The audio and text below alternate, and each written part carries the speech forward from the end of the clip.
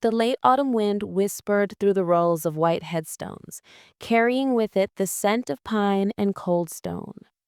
Visitors had already trickled out as the sun dipped behind the clouds, leaving the cemetery quiet, almost sacred.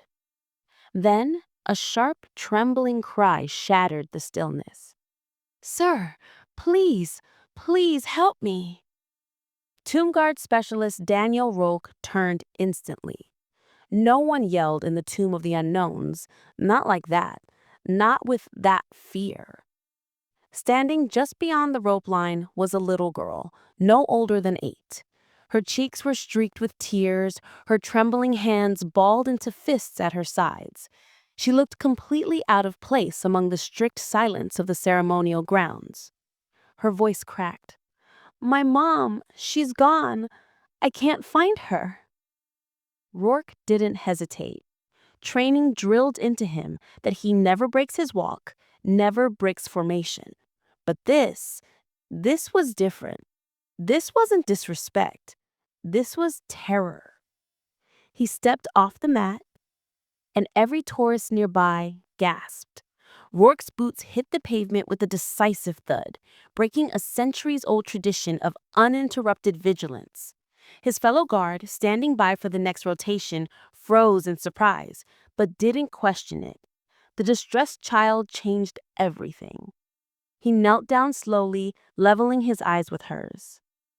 "What's your name?" he asked, voice low and steady. "Lily," she sniffed.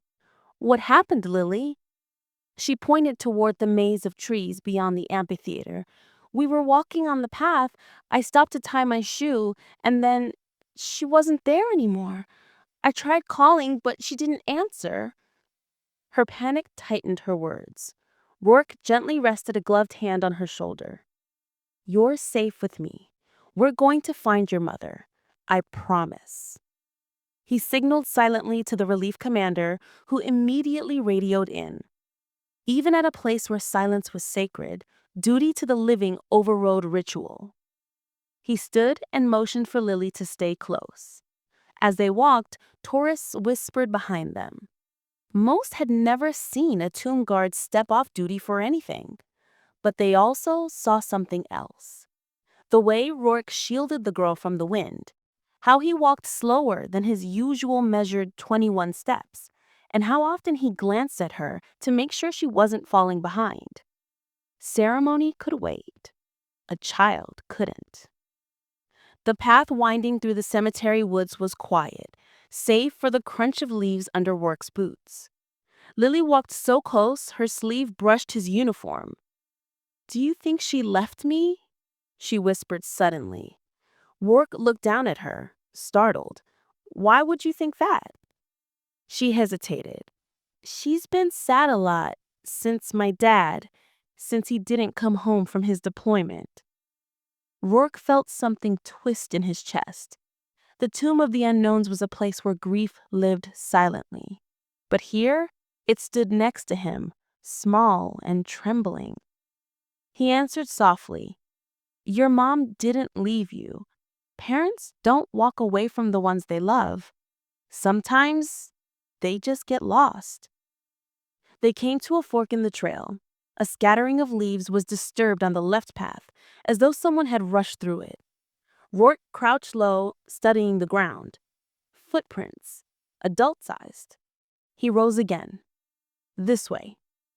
Lily grabbed his hand. They walked for another 2 minutes before a faint voice drifted through the trees. "Lily!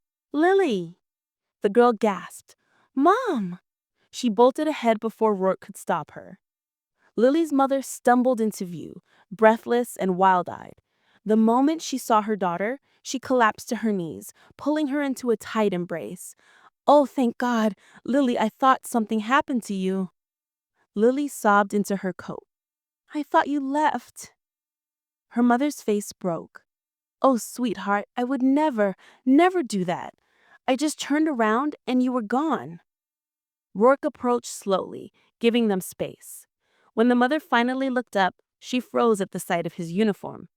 "Sir, I'm so sorry. I didn't mean to cause any trouble." Rourke shook his head. Your daughter did the right thing. She called for help. The woman wiped her eyes. Thank you. Thank you for stepping out of line for her. Rourke smiled faintly. Sometimes breaking formation is the most honorable thing to do. As they began walking back toward the main grounds, Lily's mother hesitated.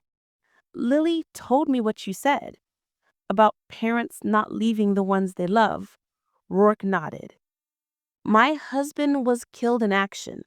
I haven't known how to talk to her about it. I didn't want her to think he abandoned us.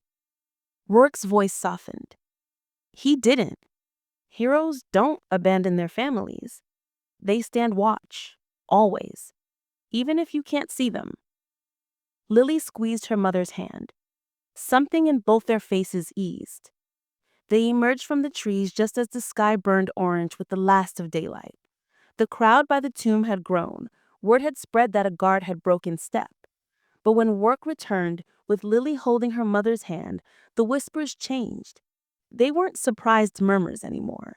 They were admiration. The relief commander nodded to him. No reprimand, no judgment, just respect. Rourke walked Lily and her mother to the nearest escort officer, ensuring they were cared for. Lily gave him one last tight hug.